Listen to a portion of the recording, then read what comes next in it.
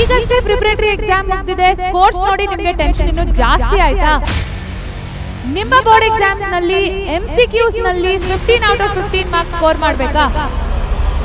Already January ಬಂದಾಯ್ತು, ಈಗ ನಾನು ಸೀರಿಯಸ್ ಆಗಿ ಕುತ್ಕೊಂಡು ಟೆಕ್ಸ್ಟ್ ಬುಕ್ಸ್ ಓದ್ತೀನಿ, ಕ್ವೆಶ್ಚನ್ ಸಾಲ್ವ್ ಮಾಡ್ತೀನಿ ಅಂದ್ರೆ ಆಗತ್ತಾ? ಬಟ್ ಈ 5 ಟಿಪ್ಸ್ ಅನ್ನ ಫಾಲೋ ಮಾಡಿದ್ರೆ ಡೆಫಿನೆಟ್ಲಿ ನಿಮ್ಮ ಸ್ಕೋರ್ ಬೂಸ್ಟ್ ಆಗುತ್ತೆ. ಹಾಗಾದ್ರೆ ಇನ್ಯಾಕ್ ತಡ, ಶುರು ಮಾಡೋಣ ಬನ್ನಿ.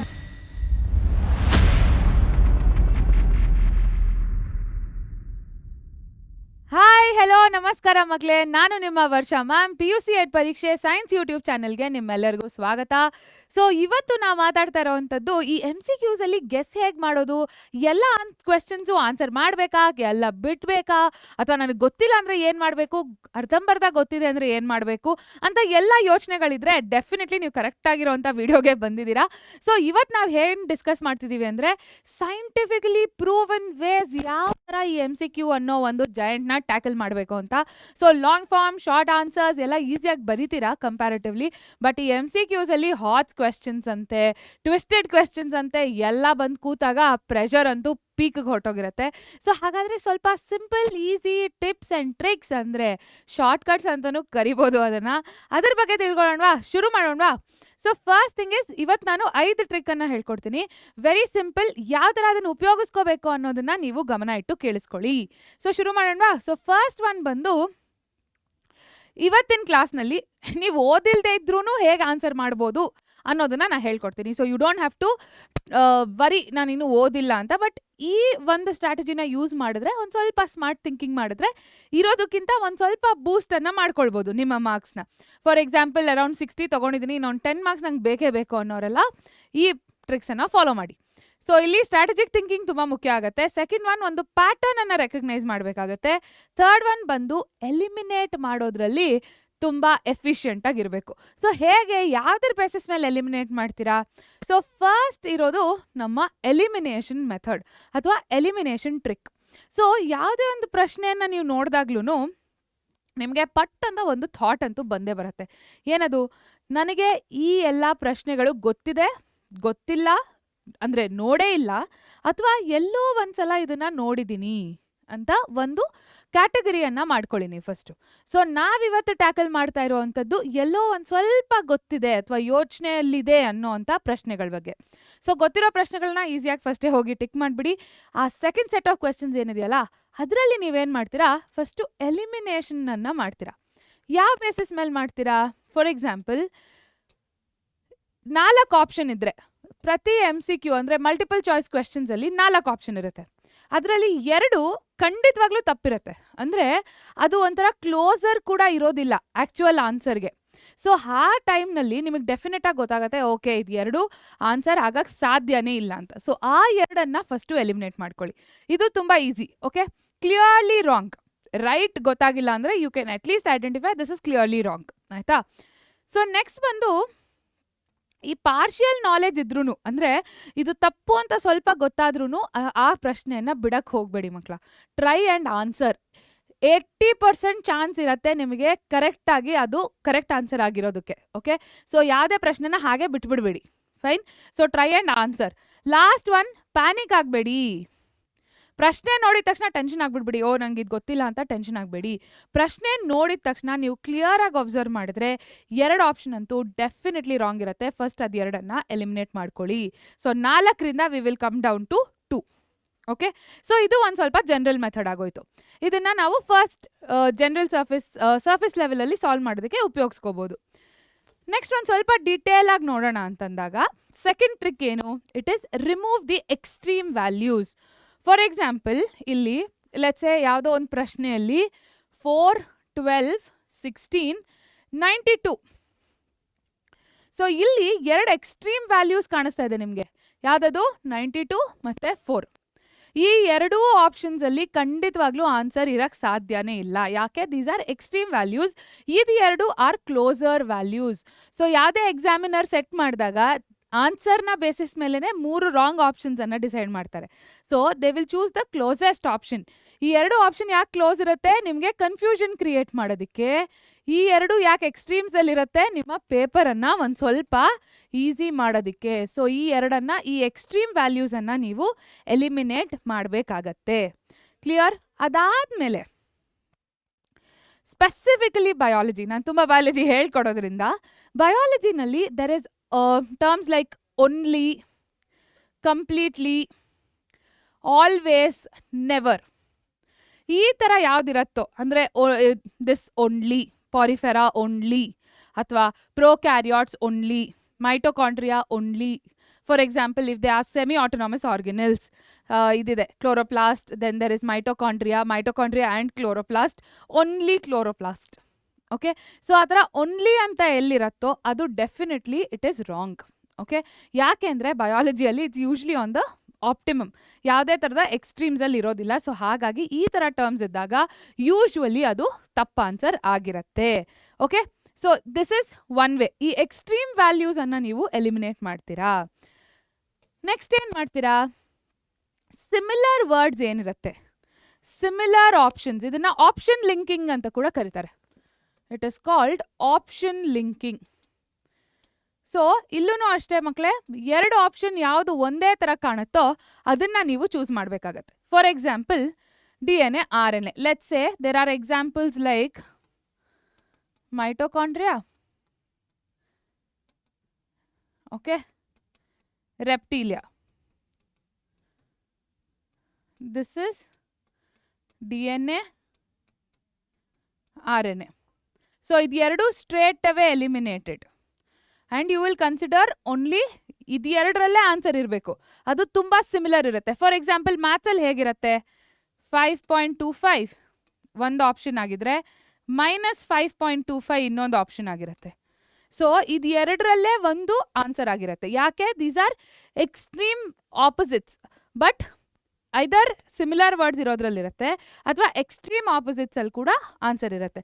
ಫಾರ್ ಎಕ್ಸಾಂಪಲ್, ಈ 5.25 -5.25 ಎರಡು very similar but extremely opposite. ಇದು ಪಾಸಿಟಿವ್ ವ್ಯಾಲ್ಯೂ, ಇದು ನೆಗೆಟಿವ್ ವ್ಯಾಲ್ಯೂ. ಸೊ ಇಲ್ಲಿ ಸೇಮ್ ವ್ಯಾಲ್ಯೂ ಇರೋದ್ರಿಂದ ನೀವು ಈ ಎರಡೂ ಆಪ್ಷನ್ನಲ್ಲಿ ಒಂದು ಆಪ್ಷನ್ ಉತ್ತರ ಆಗಿರುತ್ತೆ. ಓ ಗಾಟ್ ಇಟ್? ಸೊ ಈ ಎರಡು ಆಪ್ಷನ್ನಲ್ಲಿ ಒಂದು ನೀವು ಚೂಸ್ ಮಾಡಿಕೊಂಡು ಆನ್ಸರ್ ಮಾಡಬೇಕಾಗತ್ತೆ. ಸೊ ಮ್ಯಾಥ್ಸಲ್ಲಿ ಈ ಥರ ಆದರೆ ಬಯಾಲಜಿ ಅಥವಾ ಥಿಯರಿಟಿಕಲ್ ಸಬ್ಜೆಕ್ಟ್ಸಲ್ಲಿ ನೀವು ಈ ಥರ ಸಿಮಿಲರ್ ಆಪ್ಷನ್ಸ್ ಏನಿರುತ್ತೆ ಅದೇ ನಿಮ್ಮ ಉತ್ತರ ಆಗಿರುತ್ತೆ. ಸೊ ಅದರ್ ಟೂ ಆಪ್ಷನ್ಸನ್ನು ನೀವು ಎಲಿಮಿನೇಟ್ ಮಾಡ್ತೀರಾ. Clear? Next sin 30, sin 60. So exothermic, endothermic. So either similar word but they are extremely opposite. So golden rule ಏನು? When two options look similar, the answer is usually one of them. ಆ ಎರಡರಲ್ಲಿ ಒಂದು answer ಆಗಿರೋದು ಖಚಿತ. So ಈ similar ವರ್ಡ್ಸನ್ನು ನೀವು ಹುಡುಕಬೇಕು. First ಏನು ಮಾಡ್ತೀರಾ? ಎಕ್ಸ್ಟ್ರೀಮ್ ವ್ಯಾಲ್ಯೂಸನ್ನು ಎಲಿಮಿನೇಟ್ ಮಾಡ್ತೀರಾ. ಅದಾದಮೇಲೆ ಈ ಸಿಮಿಲರ್ ವ್ಯಾಲ್ಯೂಸ್ ಅಥವಾ ಎಕ್ಸ್ಟ್ರೀಮ್ ಆಪೋಸಿಟ್ಸ್ ಏನಿದೆ ಅಂದರೆ ಪ್ಲಸ್ ಆರ್ ಮೈನಸ್ ಸೈನ್ ಆಗಿರಲಿ, ಎಕ್ಸೋಥರ್ಮಿಕ್, ಎಂಡೋಥರ್ಮಿಕ್ ಆಗಿರಲಿ, ಸೊ ಆ ಥರ ಯಾವುದು ಸಿಮಿಲರಾಗಿ ಕಾಣುತ್ತೋ ಅದನ್ನು ನೀವು ಆ ಎರಡರಲ್ಲಿ ಒಂದನ್ನು ಆನ್ಸರ್ ಆಗಿ ಚೂಸ್ ಮಾಡಬೇಕಾಗತ್ತೆ. ಮ್ಯಾಮ್, ಆ ಎರಡರಲ್ಲಿ ಒಂದನ್ನು ಹೇಗೆ ಚೂಸ್ ಮಾಡೋದು? ಪುಟ, when ever U C one question, ಆಯಿತಾ, ನಮ್ಮ ಹ್ಯೂಮನ್ ಬ್ರೈನ್ ಅದನ್ನ ಎಲ್ಲಾದರೂ ಓದಿದರೆ ಒಂದು ಸ್ಲೈಟೆಸ್ಟ್ ಇಂಟ್ಯೂಷನ್ ಇರುತ್ತೆ, ಆಯಿತಾ, ಮೇ ಬಿ ಅಂತ. ಅದು ಫಸ್ಟ್ ಟೈಮಿಗೆ ಮಾತ್ರ, ಫಸ್ಟ್ 10 ಸೆಕೆಂಡ್ಸ್ ನೀವು ಆ ಕ್ವೆಶ್ಚನ್ ನೋಡಿದ ಫಸ್ಟ್ 10 ಸೆಕೆಂಡ್ಸ್ ಮಾತ್ರ ಆ ಇಂಟ್ಯೂಷನ್ ಇರುತ್ತೆ. ನೀವು ಅದಾದಮೇಲೆ ಓಕೆ ಅವಾಗೇನೋ ಬಿ ಚೂಸ್ ಮಾಡ್ತೀರಾ. ನೆಕ್ಸ್ಟ್ ಬಂದು ಅದೇ ಪ್ರಶ್ನೆ ಓದಿದಾಗ ಅದು ಆನ್ಸರ್ ಸಿ ಆಗ್ಬೋದು, ಡಿ ಆಗ್ಬೋದು, ಅಲ್ಲಿ ಕನ್ಫ್ಯೂಷನ್ ಶುರು ಆಗುತ್ತೆ. ಬಟ್ ನೀವೇನು ಫಸ್ಟ್ ಚೂಸ್ ಮಾಡಿರ್ತೀರಲ್ಲ, ಮೋಸ್ಟ್ ಆಫ್ ದ ಟೈಮ್ಸ್ ಅದು ಸರಿಯಾದ ಉತ್ತರ ಆಗಿರುತ್ತೆ. So go trust your brain signals. ಆ ಇಂಟ್ಯೂಷನನ್ನು ಟ್ರಸ್ಟ್ ಮಾಡಿ ಅದನ್ನು ಆನ್ಸರ್ ಮಾಡಿ. ಅರ್ಥ ಆಯ್ತಾ? ಸೊ ಇಲ್ಲಿ ಈ ಎರಡರ ಮಧ್ಯೆ ಬಂದಾಗ ಟ್ರಸ್ಟ್ ಯುವರ್ ಇಂಟ್ಯೂಷನ್ಸ್. ಹಾಗಂತ 10 ನಿಮಿಷ ಆದಮೇಲೂ ಏನು ತಲೆಯಲ್ಲಿ ಓಡ್ತಿರುತ್ತೋ ಅದಲ್ಲ. It will be that first piece of information. ಅದು ನೀವು ಆ ಪ್ರಶ್ನೆ ನೋಡಿದಾಗ ನಿಮಗೆ ಸ್ಟ್ರೈಕ್ ಆಗುತ್ತಲ್ಲ, that will be the right intuition. ಅರ್ಥ ಆಯ್ತಾ? ಸೊ ಇಲ್ಲಿವರೆಗೂ ನಾವೇನು ಕಲ್ತ್ವಿ? ಫಸ್ಟ್ ಒನ್ನು ಎಲಿಮಿನೇಟ್ ಮಾಡಿಬಿಡಿ. ಡೈರೆಕ್ಟಾಗಿ ಯಾವುದು ರಾಂಗ್ ಆನ್ಸರ್ಸ್ ಅಂತ ಗೊತ್ತಾಗತ್ತೋ. ಯಾಕೆ ಹೇಳಿ ರಾಂಗ್ ಆನ್ಸರ್ಸ್ ಗೊತ್ತಾಗುತ್ತೆ? ನಾವು NCERT ಓದಿ we know the right statements very well. ನಮಗೆ ಗೊತ್ತಿರೋ ಈಗ ಆಲ್ ಕಾರ್ಡೇಟ್ಸ್ ಹ್ಯಾವ್ ನೋಟೋಕಾರ್ಡ್. ಇದನ್ನು ನಾವು ಸ್ಟೇಟ್ಮೆಂಟ್ ಓದಿ if I say all chordates have notochord but not vertebral column, ಇದು ನಾವು ಓದಿ ನಮಗೆ ರೂಢಿ ಆಗಿಬಿಡಿದೆ. ಅದೇ ನೆಗೆಟಿವ್ ಸ್ಟೇಟ್ಮೆಂಟ್ ಕೊಟ್ಟರೆ, ಅಂದರೆ ತಪ್ಪು ಸ್ಟೇಟ್ಮೆಂಟ್ ಕೊಟ್ಟಾಗ will be able to identify it very easily. ಅದು ತಪ್ಪು ಅಂತ ಈಸಿಯಾಗಿ ಗೊತ್ತಾಗುತ್ತೆ. Okay, because you're accustomed to correct statements. So ಹಾಗಾಗಿ ಆ ತಪ್ಪಿರೋದನ್ನ ಫಸ್ಟು ಎಲಿಮಿನೇಟ್ ಮಾಡಿಬಿಡಿ. ಸೆಕೆಂಡ್ ಟ್ರಿಕ್ ಏನು, you will look for extreme values. ಮ್ಯಾಥ್ಸಲ್ಲಿ ಫಾರ್ ಎಕ್ಸಾಂಪಲ್ ಮ್ಯಾಥ್ಸ್ ಅಥವಾ ಫಿಸಿಕ್ಸಲ್ಲಿ ಎಕ್ಸ್ಟ್ರೀಮ್ ವ್ಯಾಲ್ಯೂಸ್ ಏನಿರುತ್ತೋ ಅದನ್ನು ಫಸ್ಟು ಎಲಿಮಿನೇಟ್ ಮಾಡಬೇಕಾಗತ್ತೆ ನೀವು. ಕೆಲವೊಮ್ಮೆ ಫಿಸಿಕ್ಸಲ್ಲಿ you can even use the units. ಆ SI ಯೂನಿಟ್ಸ್ ಮೂಲಕ ಕೂಡ ನೀವು ಅದನ್ನು ಎಲಿಮಿನೇಟ್ ಮಾಡ್ತಾ ಹೋಗ್ಬೋದು. So different ways, but eliminate the wrong answers. 4 ಆಪ್ಷನಿಂದ 2 ಆಪ್ಷನ್ಗೆ ತೊಗೊಂಡು ಬಂದು ನಿಲ್ಲಿಸಿ ಫಸ್ಟು. ಓಕೆ, ಸೊ ಈ ಫಸ್ಟ್ 3 ಸ್ಟೆಪ್ಸಲ್ಲಿ ನಾವು ಮಾಡಬೇಕಾಗಿರೋದು ಅದೇ. 4 ಆಪ್ಷನ್ನ 2 ಆಪ್ಷನ್ನಿಗೆ ತಂದು ನಿಲ್ಲಿಸ್ತಾ ಇದ್ದೀವಿ. ಸೊ ನೆಕ್ಸ್ಟ್ ಬರೋ ಅಂಥದ್ದು ಫಾರ್ ಎಕ್ಸಾಂಪಲ್ ಇಲ್ಲಿ ನೋಡಿ, ವ್ಯಾಲ್ಯೂ ಸೈನ್ 60. ಓಕೆ, ಇಲ್ಲಿ ನಿಮ್ಗೊಂದು ಪ್ಯಾಟರ್ನ್ ಕಾಣಿಸುತ್ತೆ. C, there is a fraction, there is ನನಗೆ ಮ್ಯಾಥ್ಸ್ ಏನೂ ಐಡಿಯಾ ಇಲ್ಲ ಅಂತಲೇ ಅಂದ್ಕೊಳ್ಳೋಣ. ಆ್ಯಕ್ಚುಲಿ ನಿಜವಾಗ್ಲೂ ಈ ಪ್ರಶ್ನೆ ಗೊತ್ತಿಲ್ಲ. ಸೊ ಇಲ್ಲಿ ನೋಡಿ, ಇದು ಹಾಫ್ ಅಂತ ಇದೆ, ಇಲ್ಲಿ √2 ಅಂತ ಇದೆ. ಸೊ ನಾನು ಇದು 2 ಎಲಿಮಿನೇಟ್ ಮಾಡ್ತೀನಿ. ಯಾಕೆ? ಫಸ್ಟ್ ಥಿಂಗ್ ಇದನ್ನು ಎಲಿಮಿನೇಟ್ ಮಾಡ್ತೀನಿ. ಇಲ್ಲೆಲ್ಲ ನನಗೆ ಫ್ರ್ಯಾಕ್ಷನ್ಸಲ್ಲಿದೆ. ಸೊ ಹಾಗಾಗಿ this one is not a fraction. So first ಇದನ್ನು ನಾನು ಎಲಿಮಿನೇಟ್ ಮಾಡ್ತೀನಿ. It looks very different, extreme. So ಇದು ದೇ ಲುಕ್ ಸಿಮಿಲರ್. ಸೊ ಇದರಲ್ಲಿ ಒಂದಾಗಿರಬೇಕು. ಸೊ ಇಲ್ಲಿ ನೀವು ನೋಡಿದಾಗ it is a simple fraction. ಆದರೆ I know somewhere that okay ಇದಕ್ಕೆ ರೂಟ್ ಇದ್ದೇ ಇರುತ್ತೆ ಅಂತ. ಸೊ ಹಾಗಾಗಿ ನಾನು ಇದು 2 ಡಿಸೈಡ್ ಮಾಡ್ತೀನಿ. ಓಕೆ, ಬಿ ಅಥವಾ ಸಿ ಅಲ್ಲಿ ಆನ್ಸರ್ ಆಗಿರಬೇಕು ಅಂತ. ಸೊ ನೆಕ್ಸ್ಟ್ ಇದರಲ್ಲಿ you should choose one of it based on the intuition and you have to say okay this is the correct answer. ಅರ್ಥ ಆಯ್ತಾ ಮ್ಯಾಮ್? ಇಂಟ್ಯೂಷನ್ ಅಂತ ಬಿಟ್ಬಿಟ್ರೆ ಹೆಂಗೆ ಮಾಡೋದು ಅಂತಂದರೆ, ಸೊ ಇದೇ ಟ್ರಿಕ್ನ ಫಿಸಿಕ್ಸಲ್ಲಿ ಟ್ರೈ ಮಾಡೋಣ. ಫಿಸಿಕ್ಸ್ ಒಂದು ಪ್ರಾಬ್ಲಮಲ್ಲಿ ಫಾರ್ ಎಕ್ಸಾಂಪಲ್ ಆಪ್ಷನ್ಸ್ ಹೇಗಿದೆ ಗೊತ್ತಾ? Let's take 4 options here. ಆಯಿತಾ? ಏನದು 4, 0.4, 40 and 8. Let's say this is mm. Okay. So ಇಲ್ಲಿ even without knowing the question, ನಾವು ಟ್ರೈ ಮಾಡಿ ಅನಲೈಸ್ ಮಾಡಿದ್ರೆ ಆಪ್ಷನ್ಸನ್ನು, ಇಲ್ಲಿ ಎಕ್ಸ್ಟ್ರೀಮ್ ವ್ಯಾಲ್ಯೂಸ್ ಯಾವುದು? 0.4, 40. ಕರೆಕ್ಟ್? ಇದು 2 ಎಕ್ಸ್ಟ್ರೀಮ್ ವ್ಯಾಲ್ಯೂಸ್. ಸೊ ಇದು 2 ನಾವು ಎಲಿಮಿನೇಟ್ ಮಾಡ್ತಾ ಇದ್ದೀವಿ. ಹಾಗಾದರೆ 4 8 ಯಾವ್ದು ಆನ್ಸರು? ಸೊ ಇಲ್ಲಿ ನೀವು ತಗೊಂಡಾಗ ಅವ್ರ ಆಪ್ಷನ್ಸಲ್ಲಿ ಆಟಾಡಿರೋದು 4 ಜೊತೆನೆ. 0.4 ಡೆಸಿಮಲ್ ಪಾಯಿಂಟ್ ಹಿಂದಕ್ಕೆ ತೊಗೊಂಡಿದ್ದಾರೆ, 40 ಡೆಸಿಮಲ್ ಪಾಯಿಂಟನ್ನು ಇದು ಮಾಡಿದ್ದಾರೆ. Correct? There is a variation in the decimal point. So ಇಲ್ಲಿ ಉತ್ತರ 99% 4 mm ಆಗಿರುತ್ತೆ, because 8 mm is totally not related. ಅರ್ಥ ಆಗ್ತಿದೆಯಾ? ಸೊ ಈ ಥರ ಆಪ್ಷನ್ಸನ್ನು ಅನಲೈಸ್ ಮಾಡಿ ನೀವು ಆನ್ಸರ್ ಮಾಡ್ಬೋದು. ಆಯಿತಾ? ಸೊ ಒಂದು ಸ್ವಲ್ಪ ಗಮನ ಇಟ್ಟು ಆಪ್ಷನ್ಸನ್ನು ನೋಡಿ, ಆ ಪ್ಯಾಟರ್ನನ್ನು ನೋಡಿ. ಸೊ ಯಾವಾಗಲೂ ನೆನ್ಪಿಟ್ಕೊಳ್ಳಿ, ಎಕ್ಸಾಮಿನರ್ ಸರಿಯಾದ ಉತ್ತರ ಇಟ್ಕೊಂಡು ಅದ್ರ ಬೇಸಿಸ್ ಮೇಲೆ ತಪ್ಪು ಉತ್ತರಗಳನ್ನು ಡಿವೈಸ್ ಮಾಡ್ತಾರೆ. So it will be around that correct answer. Okay, so ಇದು ಸ್ಪಾಟ್ ದ ಪ್ಯಾಟರ್ನನ್ನು ನೋಡಿ ನೀವು ಡೆಡ್ಯೂಸ್ ಮಾಡಬೇಕಾಗಿರೋ ಅಂಥದ್ದು. ನೆಕ್ಸ್ಟ್ ಬರೋ ಅಂಥದ್ದು, ಯಾವುದೇ ಪ್ರಶ್ನೆಯಲ್ಲಾಗಿರಲಿ ಜನರಲ್ ಆಗಿ ಆಪ್ಷನ್ ಎ ಸರಿಯಾದ ಉತ್ತರ ಆಗಿರಲ್ಲ. ಯಾಕೆ ಅಂದರೆ ಆಪ್ಷನ್ ಏನೇ ಸರಿಯಾದ ಉತ್ತರ ಇದ್ದರೆ ಬಾಕಿ 3 ಆಪ್ಷನನ್ನು ಓದೋದಿಲ್ಲ, ಕನ್ಫ್ಯೂಷನ್ ಅಲ್ಲಿ ಆಗೋದಿಲ್ಲ ಅನ್ನೋ ಕಾರಣಕ್ಕೆ ಯೂಶ್ವಲಿ ಆಪ್ಷನ್ ಎ ಆನ್ಸರ್ ಆಗಿರೋದಿಲ್ಲ. ಓಕೆ, ಹಾಗೆ ಡಿ ಅಲ್ಲಿ ಕೂಡ ಆನ್ಸರ್ ಆಗಿರೋದಿಲ್ಲ. So it is very less frequent. So ಜಾಸ್ತಿ ಫ್ರೀಕ್ವೆನ್ಸಿ ಯಾವುದು? It is option B. So ಈ ಆಪ್ಷನ್ ಬಿ ಮತ್ತು ಸಿನಲ್ಲೇ ಯಾವುದಾದ್ರೂ ಒಂದು ಉತ್ತರ ಆಗಿರುತ್ತೆ. ಸೊ ನೀವು ಕಣ್ಮುಚ್ಕೊಂಡು ಗೆಸ್ ಮಾಡ್ತೀನಿ ಅಂತಂದ್ರೂ go for B or C. Okay, so ನೀವೀಗ 2-3 ಟ್ರಿಕ್ಕನ್ನು ಕ್ಲಬ್ ಮಾಡಿದ್ರೆ ಡೆಫಿನೆಟ್ಲಿ ಆನ್ಸರ್ ಅಂತೂ ಬಂದೇ ಬರುತ್ತೆ. Let's say for example extreme values ತೆಗೆದುಬಿಟ್ಟಿದ್ರೆ A and D is already gone, ಅದರಲ್ಲಿ ಬಿ ಮತ್ತು ಸಿ ಅಂತ ಇದ್ದರೆ go for B. Okay, 90% chances your guess is correct ಆಗಬಹುದು. ಆಯಿತಾ? ಸೊ ಹಾಗಾಗಿ ಯಾವಾಗಲೂ ನೆನ್ಪಿಟ್ಕೊಳ್ಳಿ, ಎಕ್ಸಾಮಿನರ್ಸ್ ಕೂಡ ಅವಾಯ್ಡ್ ಮಾಡ್ತಾರೆ ಎಕ್ಸ್ಟ್ರೀಮ್ಸನ್ನು. ಎ ಅಥವಾ ಡಿ ಯೂಶಲಿ ಆಗಿರೋದು ಚಾನ್ಸ್ ಕಡಿಮೆ. It is B or C. So ಯಾವತ್ತೇ ಆಗಲಿ ಸೇಫಾಗಿ ನೀವು ಚೂಸ್ ಮಾಡಬೇಕಂದ್ರೆ choose option B or option C. Okay fine, this is trick number 4. Next ಬರೋ ಅಂಥದ್ದು, this is specifically for biology. ಈ ಬಯಾಲಜಿ ಪೇಪರ್ನಲ್ಲಿ ಒಂದಷ್ಟು ಪ್ರಶ್ನೆಗಳಿರುತ್ತೆ, ಆಲ್ ಆಫ್ ದಿ ಅಬವ್ ಅಥವಾ ನನ್ ಆಫ್ ದಿ ಅಬವ್. ಎಲ್ಲೆಲ್ಲಿ ನೀವು ಆಲ್ ಆಫ್ ದಿ ಅಬವ್, ನಾನು ಫಸ್ಟ್ ಹೇಳಿದ್ದು ಆಲ್ವೇಸ್, ಓನ್ಲಿ ಆ ಥರ ವರ್ಡ್ಸ್ ಇದ್ದಾಗ ಅದು ತಪ್ಪಿರುತ್ತೆ. ಓಕೆ, ಅದೇ when it is all of the above, it is 95% that it is correct answer. ಈಗ 4 ಆಪ್ಷನ್ಸಲ್ಲಿ ಆಲ್ ಆಫ್ ದಿ ಅಬವ್ ಒಂದು ಆಪ್ಷನ್ ಇದ್ದರೆ ಅದೇ ಸರಿಯಾದ ಉತ್ತರ ಆಗಿರುತ್ತೆ. ಅದೇ ನನ್ ಆಫ್ ದಿ ಅಬವ್ ಏನಿರುತ್ತೆ ಅದು ಬರೀ 5% ಮಾತ್ರ ಸರಿ ಇರುತ್ತೆ. ಓಕೆ, ಸೊ ನನ್ ಆಫ್ ದಿ ಅಬವ್ ಅನ್ನೋ ಪ್ರಶ್ನೆಗಳು ತುಂಬ ರೇರ್, ವೆರಿ ಲೀಸ್ಟ್. ಸೊ ನೀವು ಯಾವತ್ತೇ ಆಗಲಿ ಆಲ್ ಆಫ್ ದಿ ಅಬವ್ ಅಂತ ಆಪ್ಷನ್ ನೋಡಿದ್ರೆ take it and ticket. Clear? So ಇಲ್ಲಿ ನಾನು ಹೇಳ್ತಾ ಇರೋದು ಎಲ್ಲ ಟ್ರಿಕ್ಸು ನೀವು ಓದಿಲ್ಲ, ಆ ಪ್ರಶ್ನೆಗೆ ಗೊತ್ತೇ ಇಲ್ಲ, ಯಾವಾಗಲೂ ಒಂದ್ಸಲ ಸುಮ್ಮನೆ ನೋಡಿದ್ದೀನಿ ಅದನ್ನು ಅನ್ನೋ ಥರ ಪ್ರಶ್ನೆಗಳಿಗೆ ನೀವು ಈ ಗೆಸ್ ಮಾಡ್ಬೋದು. ಇದು ಯಾವ ಸಬ್ಜೆಕ್ಟಿನ ಪ್ರಶ್ನೆ, ಇದು ಯಾವ ಚಾಪ್ಟರ್ದು ಪ್ರಶ್ನೆನೇ ಗೊತ್ತಿಲ್ಲ ಅಂತಂದಾಗ ಇದೂ ಸಹ ವರ್ಕ್ ಆಗಲ್ಲ ಮಕ್ಕಳೇ. ಅರ್ಥ ಆಗ್ತಿದ್ಯಾ? So at least we should be in a state basic understanding ಆದರೂ ಆಗಿರಬೇಕು ಆ ಚಾಪ್ಟರ್ನ ಬಗ್ಗೆ. ಸೊ ಆವಾಗ ಈ ಟ್ರಿಕ್ಸ್ ಎಲ್ಲ ಈಸಿಯಾಗಿ ವರ್ಕ್ ಆಗುತ್ತೆ. ಸೊ ಈ ಟ್ರಿಕ್ಸ್ ಎಲ್ಲ ಆ ಲೀಪ್, ಆ 10 ಮಾರ್ಕ್ಸ್, ಆ 5 ಮಾರ್ಕ್ಸ್ ಲೀಪ್ಗೆ ನಾ ಹೇಳ್ಕೊಡ್ತಾ ಇರೋದು. ಸೊ ಬೋರ್ಡ್ ಎಕ್ಸಾಮ್ಸಲ್ಲೂ MCQs ಇದೆ. ಸೊ ಇದೆಲ್ಲ ತುಂಬ ಇಂಪಾರ್ಟೆಂಟ್ ಆಗುತ್ತೆ. So all of the above trick ಅಲ್ಲಿ ಏನು ಬರುತ್ತೆ, ಆಲ್ ಆಫ್ ದಿ ಅಬವ್ ಅಂತ ಆಪ್ಷನ್ ನೋಡಿದಾಗ that will be the right answer. So ಇಲ್ಲಿವರೆಗೂ ಯಾವ್ದು ಡಿಸ್ಕಸ್ ಮಾಡಿದ್ವಿ ನಾವು? Elimination method.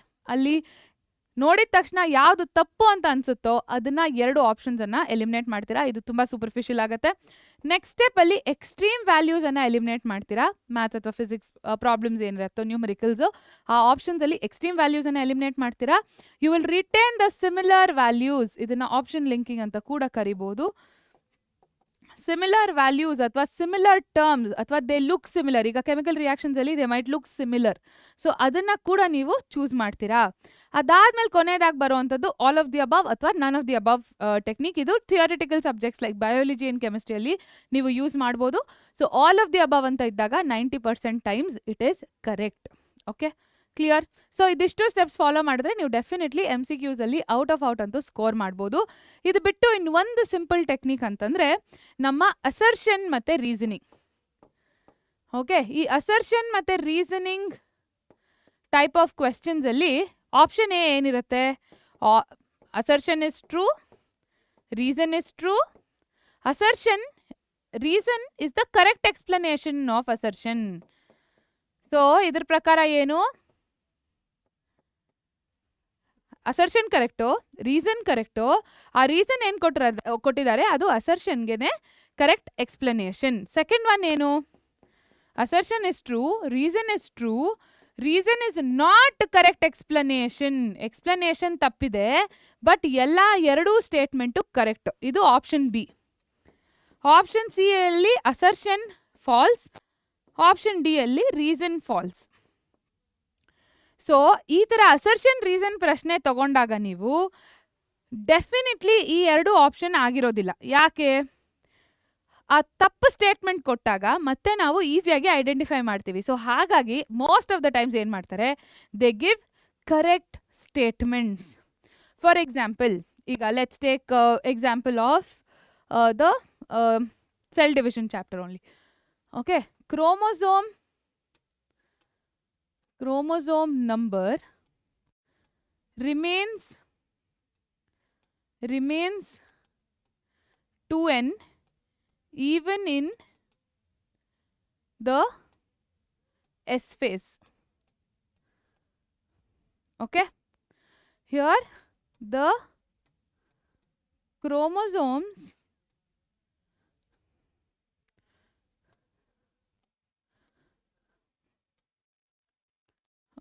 here let us take it as the DNA content doubles during the S phase. Okay, let's put a only here. Okay, only the DNA content doubles during the S phase. So ಇಲ್ಲಿ assertion correct ಇದೆ. ಏನದು? Chromosome number remains 2n ಅಂದರೆ 46 ಇದ್ರೆ 46 ಏನೇ ಇರುತ್ತೆ S phase ಅಲ್ಲೂ ಕೂಡ. So ಅದು ಕರೆಕ್ಟ್, ಟ್ರೂ ಅಲ್ವಾ? ಸೊ ಇಲ್ಲಿ the DNA content doubles 2C ಇರೋದು ಇಲ್ಲಿ 4C ಆಗೋವಂಥದ್ದು. ಸೊ ಇಮ್ಯಾಜಿನ್ ಇಲ್ಲಿ ನಾನು the chromosome number doubles in S phase even though ಅಂತ ಹೇಳಿ ನಾನೇನಾದರೂ ನೆಗೆಟಿವ್ ಸ್ಟೇಟ್ಮೆಂಟ್ ಕೊಟ್ಟರೆ ನೀವು ಈಸಿಯಾಗಿ ಕ್ಯಾಚ್ ಮಾಡ್ತೀರಾ. ಸೊ ಹಾಗಾಗಿ 2 ಸ್ಟೇಟ್ಮೆಂಟನ್ನು ಸರಿಯಾಗೇ ಕೊಟ್ಟಿರ್ತಾರೆ 90% ಆಫ್ ದ ಟೈಮ್. ಬಟ್ ಇದು 2 ಬಗ್ಗೆ ಮಧ್ಯೆ ರಿಲೇಷನ್ನನ್ನು ನಾವು ಫೈಂಡ್ ಔಟ್ ಮಾಡಬೇಕು. ಸೊ ಅದು ಕರೆಕ್ಟಾ ಇಲ್ವಾ? ಇಲ್ಲಿ ಒಂದು ಬಿಕಾಸ್ ಅಂತ ಹಾಕಿ. ಓಕೆ, ಇಮ್ಯಾಜಿನ್ ಇದು ಅಸರ್ಷನ್ ಅಂದರೆ ಇದು ರೀಸನ್ ಅಂದರೆ ಮಧ್ಯದಲ್ಲಿ ಪುಟ ಬಿಕಾಸ್. ಅದಾದ್ಮೇಲೆ ಆ ಸೆಂಟೆನ್ಸನ್ನು ಓದಿ. ಓಕೆ, ಅಥವಾ ಇದಾದ್ಮೇಲೆ ಪುಟ ಸೋ. ಕಾಮಾ ಹಾಕ್ಬಿಟ್ಟು ರೀಡ್ ದಟ್ ಸೆಂಟೆನ್ಸ್. ಯಾಕೆ? I am adding the linking words. So ಆ ಲಿಂಕಿಂಗ್ ವರ್ಡ್ಸ್ ಹಾಕಿ ಎರಡೂ ಸ್ಟೇಟ್ಮೆಂಟನ್ನು ಓದಿದಾಗ ಅದು ಸರಿ ಇದ್ರೆ ಡೆಫಿನೆಟ್ಲಿ ನಿಮ್ಗಲ್ಲಿ you can relate to it. ಎರಡು ಸೆಪ್ರೇಟ್ ಸ್ಟೇಟ್ಮೆಂಟ್ ಆಗಿ ಓದಿದ್ರೆ you will not be able to relate to it. ಅದೇ ನೀವು ಈ ಥರ ಲಿಂಕಿಂಗ್ ವರ್ಡ್ಸ್ ಹಾಕೊಂಡಾಗ ನೀವು ಈಸಿಯಾಗಿ ರಿಲೇಟ್ ಮಾಡ್ಕೋತೀರಾ. ಸೊ ಅದಾದ್ಮೇಲೆ ನಿಮಗೆ ಗೊತ್ತಾಗುತ್ತೆ, okay is it the right explanation or is it not the right explanation. So 90% chances ಏನು, assertion reasoning type of questions ಅಲ್ಲಿ ಎ ಮತ್ತೆ ಬಿನೇ ಆನ್ಸರ್ ಆಗಿರುತ್ತೆ, ಸಿ ಮತ್ತೆ ಡಿ ಅಂತೂ ಆನ್ಸರ್ ಆಗಿರೋದಿಲ್ಲ. ಅರ್ಥ ಆಯ್ತಾ? ಕ್ಲಿಯರ್ ಆಗಿ ಅರ್ಥ ಆಯ್ತಾ? ರೀಸನ್ ಸ್ಟೇಟ್ಮೆಂಟ್ ಅನ್ನ ಓದಿ, ಅಸರ್ಷನ್ ಸ್ಟೇಟ್ಮೆಂಟ್ ಅನ್ನ ಓದಿ, ಎರಡರ ಮಧ್ಯೆ ಬಿಕಾಸ್ ಅಥವಾ ಸೋ, ಫಸ್ಟ್ ನೀವು ರೀಸನ್ ಹಾಕ್ತೀರಾ ಅಂದ್ರೆ ರೀಸನ್ ಹಾಕಿ ಸೋ ಅಂತ ಹಾಕಿ ಅಸರ್ಷನ್ ಹಾಕ್ತೀರಾ. ಫಸ್ಟ್ ನೀವು ಅಸರ್ಷನ್ ಹಾಕ್ತೀರಾ ಅಂತಂದ್ರೆ ಬಿಕಾಸ್ ಅಂತ ಹಾಕಿ ರೀಸನ್ ಅನ್ನ ಹಾಕ್ತೀರಾ. ಸೊ ಅದಾಗ ಒಂದು ಫುಲ್ ಸ್ಟೇಟ್ಮೆಂಟ್ ಓದಿದಾಗ ನಿಮಗೆ ಅರ್ಥ ಆಗುತ್ತೆ. ಕ್ಲಿಯರ್? ಸೊ ಇದು ಅಸರ್ಷನ್ ರೀಸನ್ ಅನ್ನ ಆನ್ಸರ್ ಮಾಡುವಂತಹ ಟ್ರಿಕ್. ಓಕೆ, ಸೊ ಇದು ಯಾಕೆ ಇಂಪಾರ್ಟೆಂಟ್ ಆಗುತ್ತೆ ಟ್ರಿಕ್ಸ್ ಎಲ್ಲ ಅಂತಂದರೆ, ಆ ಎಕ್ಸಾಮ್ ಟೈಮಲ್ಲಿ, ಆ ಪರ್ಟಿಕ್ಯುಲರ್ ಟೈಮಲ್ಲಿ ತುಂಬ ಸ್ಟ್ರೆಸ್ ಜಾಸ್ತಿ ಇರೋದ್ರಿಂದ ಡಿಸಿಷನ್ ಮೇಕಿಂಗಲ್ಲಿ ಪ್ರಾಬ್ಲಮ್ ಆಗುತ್ತೆ. ಸೊ ಅವಾಗ you have to stay calm, you have to analyse the question and answer. Clear? Simple. So ಇದಿಷ್ಟು ಮಾಡಿದ್ರೆ ಡೆಫಿನೆಟ್ಲಿ ನೀವು MCQs ಅನ್ನ ಏಸ್ ಮಾಡ್ತೀರಾ. ಸೊ ಅದು ಇದ್ರ ಜೊತೆಗೆ ನೀವೇನು ಮಾಡಬೇಕು, ಇದೆಲ್ಲ ವರ್ಕ್ ಆಗುತ್ತಾ ಅಂತ ಹೋಗ್ಬಿಟ್ಟು ಕೆಲವೊಂದು ಪ್ರಶ್ನೆಗಳಲ್ಲಿ ಟ್ರೈ ಮಾಡಿ, ಯಾವ್ದು ವರ್ಕ್ ಆಯಿತು ಅಂತ ಹೇಳಿ ಕಾಮೆಂಟಲ್ಲಿ ಮೆನ್ಷನ್ ಮಾಡೋದು ಮರಿಬೇಡಿ. ಸೊ ಇಲ್ಲಿ ಡೈಲಿ ಪ್ರಾಕ್ಟೀಸ್ ಮಾಡಿ MCQs ಅನ್ನ, because you have to train your brain, you have to see the pattern. So ಎಲ್ಲಿ ಸಿಗುತ್ತೆ ಕ್ವೆಶನ್ಸ್ ಎಲ್ಲ ಹೇಗೆ ಮಾಡಬೇಕು ಅಂತಂದರೆ, ನಮ್ಮ ಪರೀಕ್ಷೆ ಆ್ಯಪ್ನಲ್ಲಿ ಎಲ್ಲ ಥರದ ನೋಟ್ಸು ಇದೆ. Salt text book back questions ಇದೆ, PYQs ಇದೆ, KCETಗೆ ಇಂಪಾರ್ಟೆಂಟ್ ಆಗಿರುವಂಥ MCQs ಇದೆ, ಭಾಳಷ್ಟು ನೋಟ್ಸ್ ಅವೈಲಬಲ್ ಇದ್ದಾವೆ. ಅದರ ಜೊತೆಗೆ ನಮ್ಮ PYQ ಪ್ಯಾಕ್ ಕೂಡ ಅವೈಲಬಲ್ ಇದೆ. ಸೊ ಅದನ್ನು ಕೂಡ ನೀವು ಪರ್ಚೇಸ್ ಮಾಡ್ಕೊಳ್ಬೋದು. ಸೊ ಅದನ್ನು ಉಪಯೋಗಿಸ್ಕೊಂಡು ನೀವು ಡೈಲಿ ಕ್ವೆಶನ್ಸನ್ನು ಸಾಲ್ವ್ ಮಾಡಿ. Think smart, try to think. If it is not working from A to Z, try to think what should I do the other way round. Okay, so think smart and also score high. So ಪ್ರತಿ ಸಲ ನೀವು solve ಮಾಡಿದಾಗ paper, try to score yourself and see if it is really improving day by day. Improve ಆಗ್ತಿಲ್ಲ ಅಂದರೆ it is high time you change your strategy and start working on it. Clear? And ನಿಮ್ಮ ಜೊತೆಗಂತೂ ನಾವು ಸದಾ ಇರ್ತೀವಿ. So ಈಗಾಗಲೇ ನಿಮ್ಮ preparatory exam ಮುಗ್ದಿರತ್ತೆ, ಸ್ಕೋರ್ಸ್ ಆಲ್ರೆಡಿ ಬಂದಿರತ್ತೆ, ಅಥವಾ ನಿಮಗೆ ಗೊತ್ತಾಗಿರುತ್ತೆ ಎಷ್ಟು ಸ್ಕೋರ್ ಮಾಡಿದ್ದೀನಿ ನಾನು ಅಂತ. ಸೊ ಅದೆಲ್ಲ ಟೆನ್ಷನ್ ಅಂತೂ ಇದ್ದೇ ಇರುತ್ತೆ. ಟೆನ್ಷನ್ ಮಾಡ್ಕೊಳ್ಬೇಡಿ ಮಕ್ಕಳ, ನಾವು ನಿಮ್ಮೊಟ್ಟಿಗಿದ್ದೀವಿ. ನಿಮ್ಗೋಸ್ಕರನೇ ನೀವು ಚೆನ್ನಾಗಿ ಸ್ಕೋರ್ ಮಾಡಲಿ ಅಂತ ಹೇಳಿ 40 ದಿವಸದ ಕ್ರ್ಯಾಶ್ ಕೋರ್ಸ್ ಕೂಡ ತೊಗೊಂಡು ಬಂದಿದ್ದೀವಿ. ಆದಷ್ಟು ಬೇಗ ಅದನ್ನು ಪಡ್ಕೊಂಡು ನಿಮ್ಮ ಮಾರ್ಕ್ಸನ್ನು ಬೂಸ್ಟ್ ಮಾಡ್ಕೊಳ್ಳಿ. ಸೊ ಅದ್ರ ಜೊತೆಗೆ ತುಂಬ ಇಂಪಾರ್ಟೆಂಟ್ ಆಗಿರುವಂಥದ್ದು, ಈ ಪ್ರಶ್ನೆಗಳನ್ನು ಯಾವ ಥರ ಸಾಲ್ವ್ ಮಾಡ್ತೀರಾ ಅನ್ನೋದು, ಆ ಪ್ಯಾಟರ್ನ್ ಏನಿದೆ ಅದು ತುಂಬ ಇಂಪಾರ್ಟೆಂಟ್ ಆಗುತ್ತೆ. ಸೊ ಅದು ನಿಮಗೆ ಡೈಲಿ ಪ್ರಾಕ್ಟೀಸಲ್ಲೇ ಬರುತ್ತೆ. ನಂಗೆ ಗೊತ್ತು ಸ್ಟ್ರೆಸ್ ಮಾಡ್ತಾ ಇದ್ದೀನಿ ಅಂತ, ಯಾಕೆಂದರೆ ಅದು ಭಾಳಷ್ಟು ಇಂಪಾರ್ಟೆಂಟ್ ಆಗುತ್ತೆ. ಸೊ ಇದೇ ಥರ ಇನ್ಫಾರ್ಮೇಟಿವ್ ವೀಡಿಯೋಸ್ ಬೇಕು, ನಂಗೆ ಇದೇ ಥರ ಕಂಟಿನ್ಯೂಡ್ ಸಪೋರ್ಟ್ ಬೇಕು ಅಂದರೆ ನಮ್ಮ PUC ET ಪರೀಕ್ಷೆ ಸೈನ್ಸ್ ಯೂಟ್ಯೂಬ್ ಚಾನಲನ್ನು ಸಬ್ಸ್ಕ್ರೈಬ್ ಆಗೋದು ಮರಿಬೇಡಿ. ಸೊ ಮತ್ತೆ ನಿಮ್ಮ ಮುಂದೆ ಇನ್ನೊಂದು ಇನ್ಫಾರ್ಮೇಟಿವ್ ವಿಡಿಯೋ ತೊಗೊಂಡು ಬರ್ತೀನಿ ಆದಷ್ಟು ಬೇಗ ಅಂತ ಹೇಳ್ತಾ ಟಾಟಾ, ಬಾಯ್.